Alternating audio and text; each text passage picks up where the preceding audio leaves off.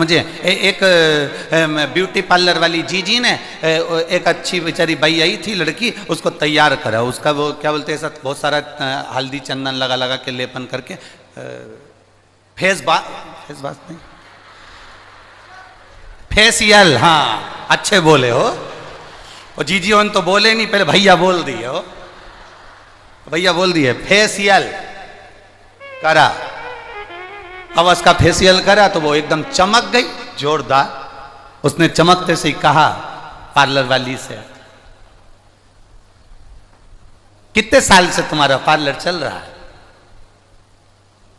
उसने कहा 22 साल से। पर दिख तो नया रहा। नहीं, इसको खोला तो मैंने अभी 1.5 महीने पहले। अच्छा, पहली ग्राहक आप ही है। अच्छा, तो 22 साल से क्या करती थी? कुछ नहीं, 8 घर में जाती थी, बर्तन मांज के आती थी। सारे बर्तन इतने जोरदार चमकते थे, हमारी मालकिन हमेशा कहती थी तू बहुत जोरदार चमकाती है, कभी तो जिंदगी में एक आध पार्लर खोल लेगी ना तो सबके मुंडा को चमका देगी। बस पहली बार खोला और तुम्हारा चेहरा ऐसा चमकाया, तुम्हें कैसा लग रहा है? उसने कहा बताओ मैं क्या बर्तन जो तूने मुझे चमका दिया? तो ये जो समझना है हमारी बुद्धि से, हमारे विवेक से, ये जरूरी नहीं कि आप भगवान को ऊपर से रिझाओ। ये जरूरी नहीं कि हम भगवान को ऊपर से अपने चेहरा दिखाकर भगवान को रिझाया जाए। शिव महापुराण की कथा कहती है, जिस दिन दिल से आनंद के साथ आप देवाधिदेव महादेव को रिझाने का प्रयास करोगे, बाबा आपका ऊपर का पहनावा नहीं देखेगा, ऊपर का चेहरा नहीं देखेगा, और बाबा आपका हो जाएगा और आप बाबा के हो जाएगा। बाबा आपके हो गए, आप बाबा के हो गए। मत दिखावा नहीं है मेरे शिव के पास में, उनके पास में दिखावे का काम है ही नहीं।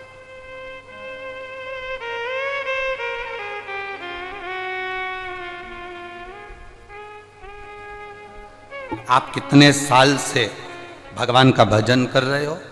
आप कितने साल से मंत्र का स्मरण कर रहे हो? आप कितने साल से भगवत नाम कीर्तन कर रहे हो? उससे मूलता नहीं है।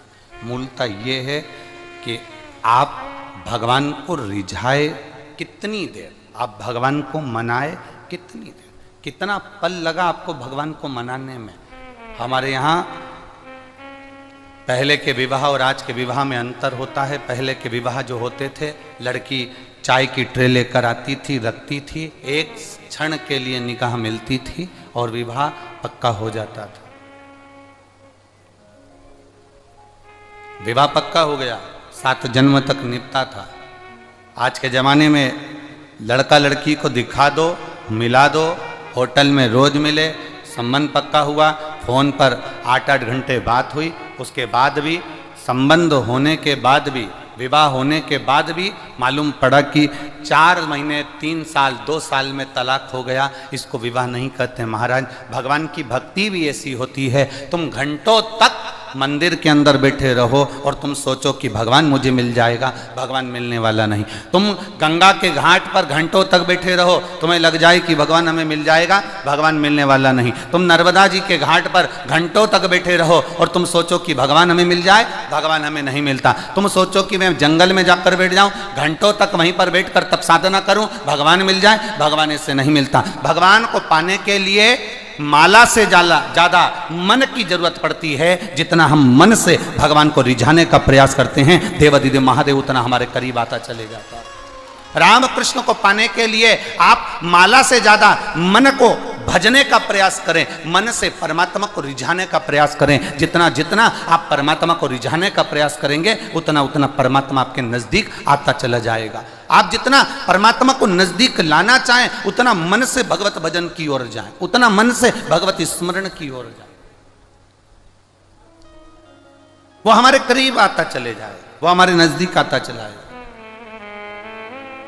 कितना सुंदर भगवान को, तुम्हारे कितने घंटे तक तुम माला लेकर बैठे हो, कितना तुमने सिर पर चंदन लगाया है, कितना तुमने आनंद से कंठा पहना है, कितना आपने मालाएं धारण करी है, कितना आप कहीं देवालय शिवालय बनाए बैठे हैं, कहीं कितना आप गंगा यमुना के घाट पर बने बैठे हैं, कितना आप तीर्थ में जाकर बैठे हैं। भगवान को इससे कोई मतलब नहीं। भगवान कहता है आप जहां बैठे हैं, अपने घर में, परिवार में, नातों में, रिश्तों में, कुटुंब में, कबीले में, जहां बैठे हो उस बैठे हुए स्थान पर अब भगवान कहते हैं कि तू मुझे दिल से याद कर, मैं तेरे पास में आकर बैठ जाऊंगा, तुझे मैं देखता रहूंगा और तू मुझे देखता रहना, बस और कुछ नहीं। हमारे यहाँ तो शिव महापुराण वर्णन करती है केवल 2 बार मुख से शिव शिव कहने वाले का भी उद्धार हो जाता है। शिव पुराण कहती है 1 बार मुख से शिव कहने वाले का भी कल्याण हो जाता है। यहाँ तक हमारे यहाँ एक सुंदर स्थान का नाम आता है महाबलेश्वर।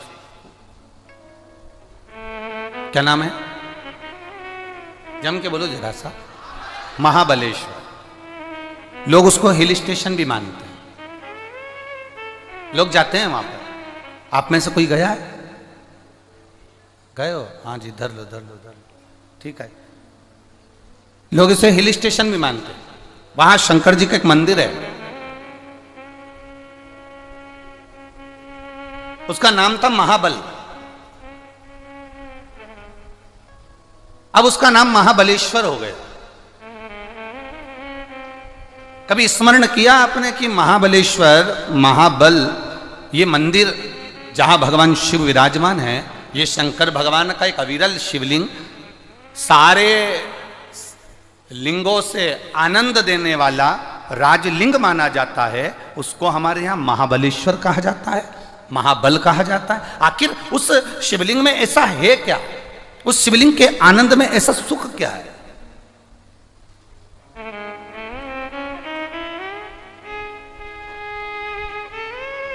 एक ब्राह्मण की एक बेटी थी जिसका नाम था सोमनी। बड़ी सुंदर थी, उसके चेहरे पर एक आकर्षण था, केश लंबे, मुखाग्रविंद सुंदर, स्वरूप सुंदर। ब्राह्मण ने सोचा कि मेरी बेटी बड़ी हो गई है, अब इसका विवाह कर देना चाहिए। अब ब्राह्मण ने विचार कर कर उस सोमनी का विवाह एक ब्राह्मण बालक से कर दिया। बालक भी बड़ा सुंदर था, बड़ा आकर्षण था उस बालक के चेहरे।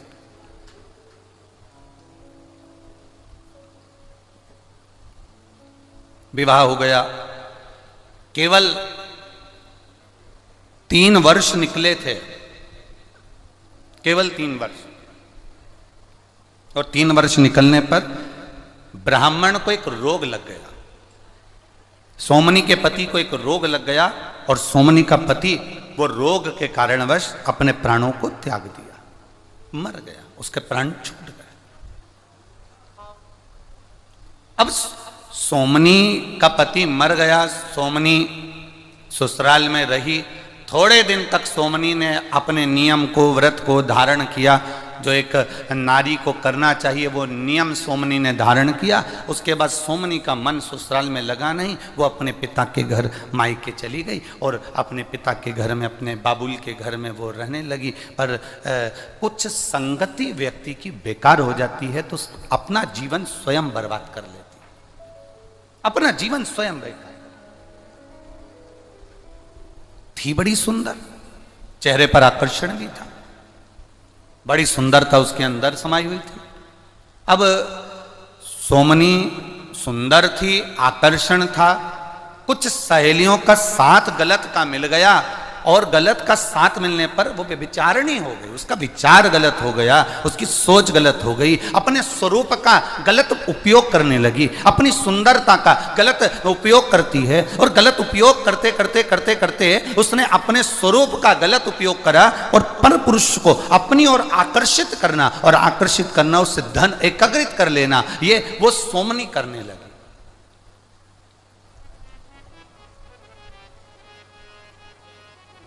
वो सोमनी कर रही है।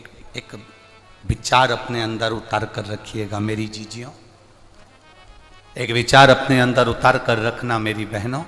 अपने अंदर एक विचार को लेकर बैठना कि हमारी सुंदरता, हमारा स्वरूप, हमारी देह, हमारा शरीर, हमारी सुंदरता, शिव पुराण कहती है ये किसी को लूटने के लिए या किसी को बर्बाद करने के लिए नहीं, हमारी सुंदरता भगवान के भजन के लिए प्राप्त होती है, भगवती स्मरण के लिए प्राप्त होती है।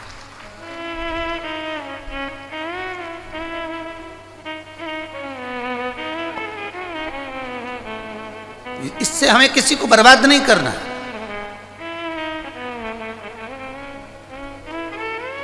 इस सुंदरता से हमें किसी को नष्ट नहीं करना। सोमनी ने अपनी सुंदरता का फायदा उठाया, पर पुरुष गमन करने लगी।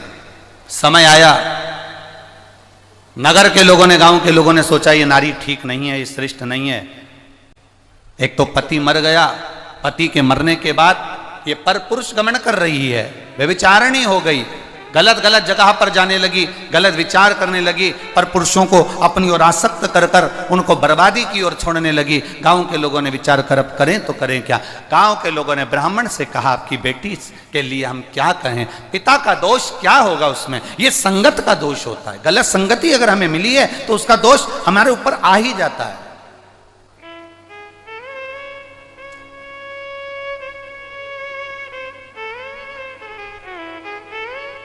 आप लोग इतनी इतनी दूर से आए हो, बैठे हो, कोई 2 दिन पहले, कोई 1 दिन पहले आया होगा, पंडालों में आकर विचार, उसने अपनी बिछात करी, बैठा, विश्राम किया। 5 दिन आप बाबा की शरणागति में हैं, 5 दिन आप बाबा के चरणों में हैं, 5 दिन आप गलत विचारों से दूर हैं, 5 दिन आपको आपके घर का स्मरण नहीं है। घर वालों फोन भी लगाएंगे आपको तो इतना भीड़ होने के कारण आपका फोन नेटवर्क नहीं पकड़ेगा और फोन आपका लग नहीं पाएगा। इतना भीड़ होने के कारण ना तो फोन का नेटवर्क मिलेगा, ना आपकी घर पर बात होगी, ना कोई रिश्तेदार से बात होगी। अब आप अकेले हो और बाबा और आप श्री शिवाय नमस्तुभ्यम मुख से जपते रहो। भगवान जो प्रसाद आपको दे दे वो प्रेम से पाते रहो और भगवान की कथा का स्मरण करते रहो। 5 दिन आप अपने भीतर भगवत भजन को अंदर से उत्साहित कर रहे हैं, भगवत भजन को आनंदित कर रहे हैं। 5 दिन आप भगवान की अविरल भक्ति में डूबने का प्रयास कर रहे हैं।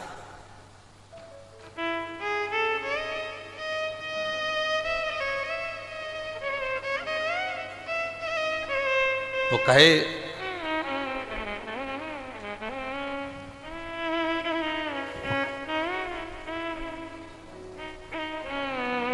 वो आप लोग कहते हैं ना,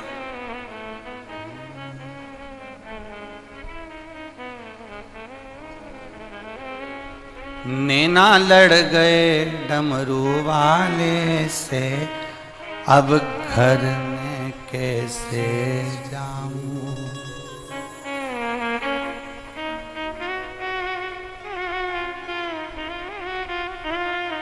अब घर में कैसे जाऊं, अब मैं घर कैसे जाऊं। अरे नैना लड़ गए डमरू वाले से, अब मैं घर कैसे जाऊं। घर जाऊं तो मेरी सास लड़त है, घर जाऊं तो मेरी सास लड़त है।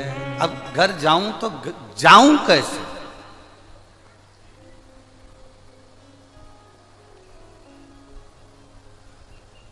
अरे घर जाऊं तो मेरी सास लड़त है, सत्संग में डमरू वाले के, अब घर जाऊं तो कैसे। सत्संग में डमरू वाले के, अब घर जाऊं तो कैसे। नैना लड़ गए डमरू वाले से, कैसे घर जाऊं, कैसे पहुंचूं मैं।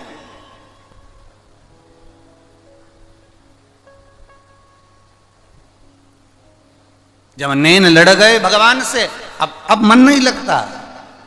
अरे घर जाऊं तो मुझे गर्मी लगत है। अब बोलो, यहाँ इतनी धूप पड़ रही है, तुम लोगों को गर्मी लग रही है? बोलो बोलो, जम के बोलो जरा। अरे घर जाऊं तो मुझे गर्मी लगत है, यहाँ पंखा चल रहा भोले का, मैं जाऊं।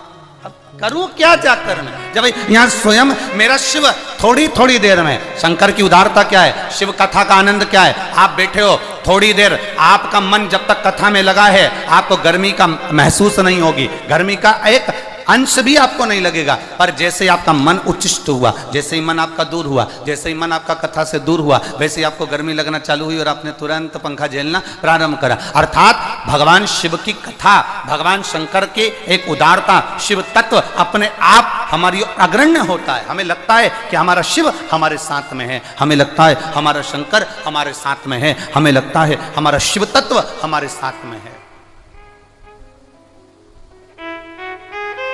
अपने विचारों से दूर हो गए।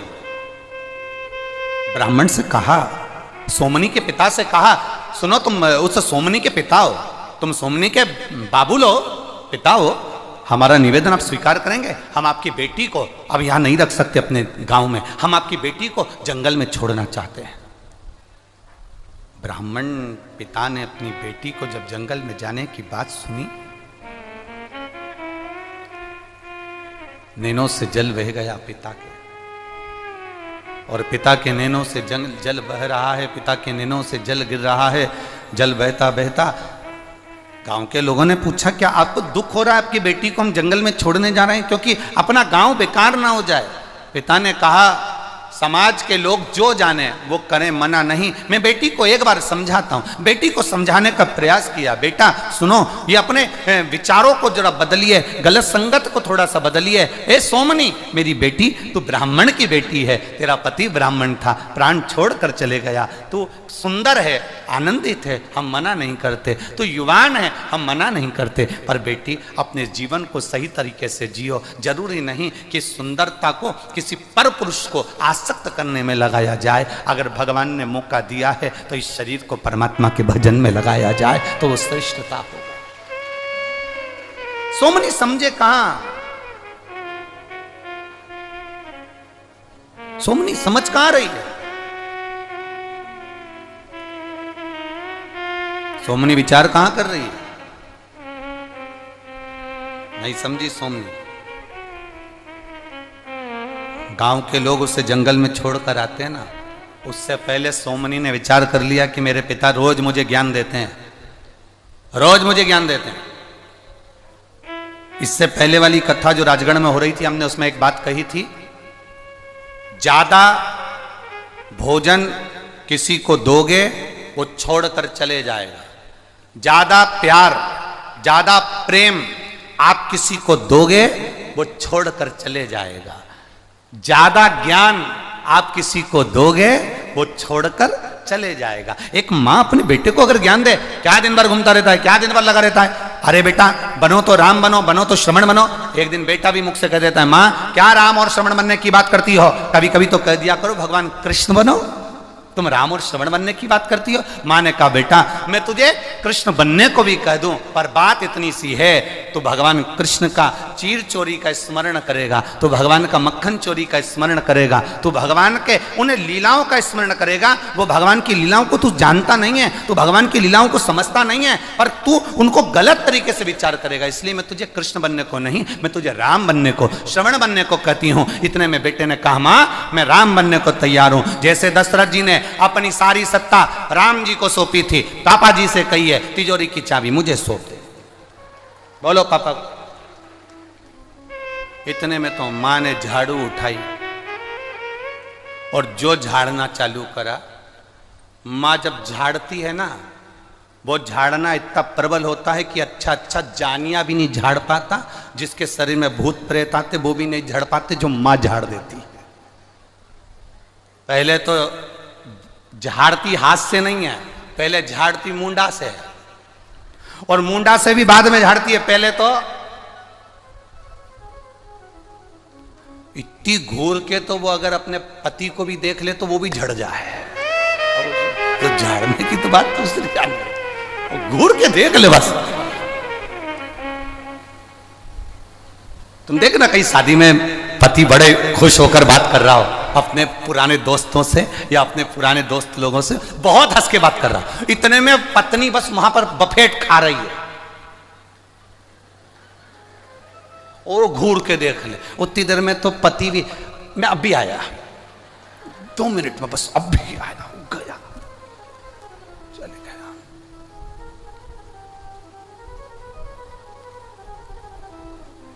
कोई पूछ रहा था, गुरुजी लेडीज तो मालूम पड़ जाती है, स्त्री मालूम पड़ जाती है कि मांग भरी है तो शादी हो गई, मंगलसूत्र पहनी है शादी हो गई, पांव में बिछोड़ी पहनी है शादी हो गई।